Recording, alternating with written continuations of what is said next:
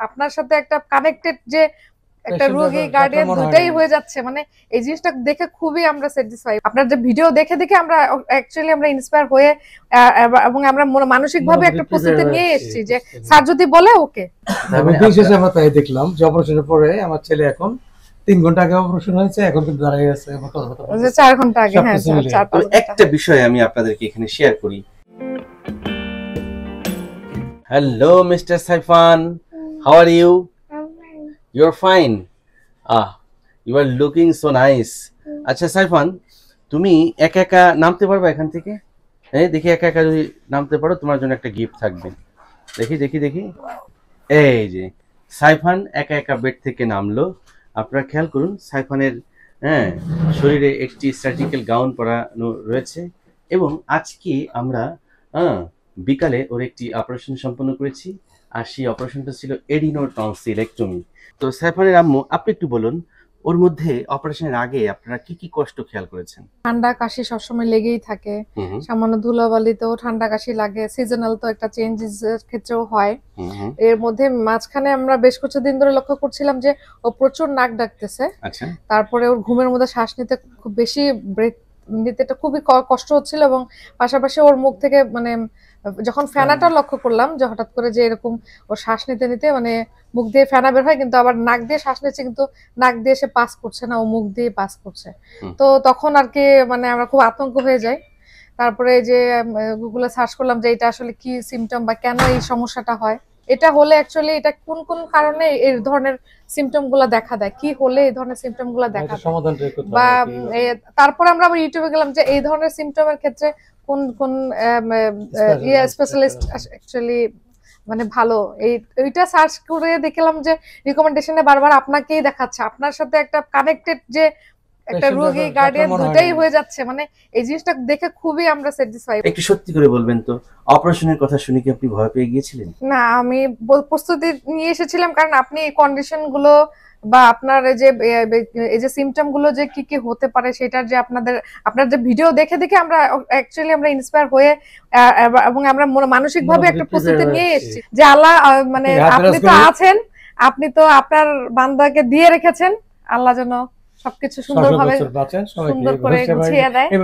এবং আমি যা চিন্তা করেছিলাম, যতটুকু ভয় পেয়েছিলাম, আমি সবকিছু মিলিয়ে আমার কোনো ভয়ই কাজ করে নাই, আলহামদুলিল্লাহ। আমার বিন্দু মাত্র ভয় কাজ করেনি। মানে অন্য সময় অনেকের ক্ষেত্রেই দেখি যে মা বিশেষ করে মাদের প্রতি দুর্বলতাটা দেখি, মারা আসলে মানে দুর্বল হয়ে যায়, কান্নাকাটি করে। আমার যেন কেন খুব একটা আমি জানি যে আমি খুব সূক্ষ্ম মানুষের হাতে আমার বাচ্চা আছে, বা একদম আমি কোনো কমপ্লেন আমি দিতে পারবো না, আমি আমার এই দিক থেকে আমি ফুল ছিলাম। দিন শেষে আমরা তাই দেখলাম যে অপারেশনের পরে আমার ছেলে এখন 3 ঘন্টা আগে অপারেশন হয়েছে, এখন কিন্তু দাঁড়িয়ে আছে 4 ঘন্টা আগে। হ্যাঁ, একটা বিষয় আমি আপনাদেরকে এখানে শেয়ার করি যে মানে অপারেশনে কিন্তু পারসন টু পারসন ভ্যারি করে। অবশ্যই দেখুন, আজকে যে সার্জারি গুলো করলাম তার মধ্যে ও ছিল আমার কাছে most important, most sophisticated and most complicated. এই কারণেই খেয়াল করুন, ওর যে কনফিগারেশন, বডি কন্ডিশন, ওর যে ভেইন খুঁজে পাওয়াটা কিন্তু টাফ।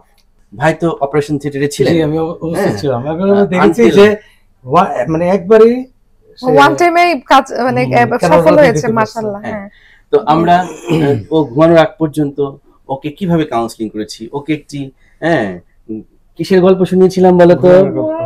ঘোড়ার গল্প শুনেছিলাম। আমি বলেছিলাম তুমি এখন একটি পঙ্খিরাজ ঘোড়ায় চড়ে পরীদের দেশে চলে যাবা, তাই না?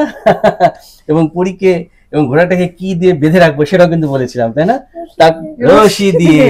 আমি তো দেখলাম ভয় কড়া নজরদারির মধ্যে আছে, কখন ঘুমায় যায় বাচ্চা। পরে আমি দেখলাম চোখ টোক পুরো শুকায় গেছে। আমার আবার নজর থাকে গার্জিয়ানদের প্রতি। কিছুদিন আগে তো এক গার্জিয়ান ওটিতে তার ছেলে যখন ঘুমায়, সে দেখি সাহা করে পড়ে যেতে চায়, আমি সঙ্গে সঙ্গে ধরে বসলাম। এই জন্য আমরা যারা একটু দুর্বল চিত্তের, কাউকে আসলে অপারেশন থিয়েটারে আমরা এন্ট্রি দেই না। বিশেষ ক্ষেত্রে আমরা একদম প্রপার স্টেরিলিটি মেনটেন করে আপনাকে গাউন পরিয়ে সবকিছু সেট আপ করে, শুধুমাত্র বাচ্চা বলে যাতে ভয় না পায়, যে কারণে আমরা শুধুমাত্র এটা অনেক কাজে দিচ্ছে, অ্যানেস্থেসিয়ার আগে মেন্টাল একটা স্যাটিসফ্যাকশন বাচ্চার জন্য অ্যালাউ করি। তো এভাবেই আমরা আসলে সার্জারিটি সম্পন্ন করলাম এবং ফাইনালি আমরা যখন ওর সাথে কথা বললাম, ও দেখলাম যে এখন খুব ভালো আছে, বসে আছে। তো এই জন্য আর ভিডিওটিও ধারণ করলাম। তো একটু বলুন থ্যাংক ইউ সো যে মাচ। অপারেশন যে সাকসেসফুল হলো, একজন পিতা হিসেবে আপনার কেমন লাগছে? অবশ্যই গর্বিত মনে হচ্ছে, এবং আপনি যেটা করেছেন সেটা আসলে মানে চিন্তার বাইরে। মানে আপনি এত সুন্দর করে তাকে অপারেশন করছেন, এবং সে এখন 2 ঘন্টার মধ্যে সে দাঁড়িয়ে কথা বলতেছে আমাদের সাথে। বিশাল অ্যাচিভমেন্ট এটা। এবং আমরা যেটা দেখছি আপনার ভিডিওতে ইউটিউবে, বাস্তবের সাথে এটার সাথে অনেক মিল। মানে এবং আপনি যে 100% মানুষ হিসেবে 100% ভালো সেটা আমরা বুঝতে পারছি যে একদম পারফেক্ট ডক্টর হ্যাঁ। হিসেবে আপনি আচ্ছা, বিশাল ব্যাপার। এইটা তোমার জন্য। তোমার অপারেশন আজকে সাকসেসফুল হলো, ঠিক আছে? তোমার জন্য থাকলো একটি গিফট, এবং বড় হয়ে তুমি দেশ জাতি তোমার মা বাবা সবার খেদমত করবে। তোমার জন্য অনেক অনেক দোয়া ভালোবাসা রইলো, ঠিক আছে? ইনশাআল্লাহ।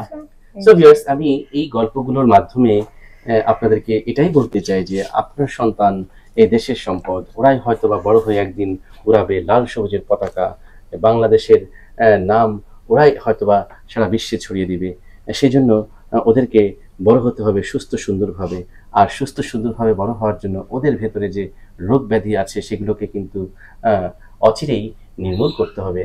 আর এইরকম এডিনো টনসিলাইটিসের সমস্যা থাকলে আপনিও সচেতন হবেন, এবং অচিরেই আপনিও একটি পদক্ষেপ গ্রহণ করবেন। দেখবেন আপনার সন্তানটি একদিন এদেশের সম্পদ হবে।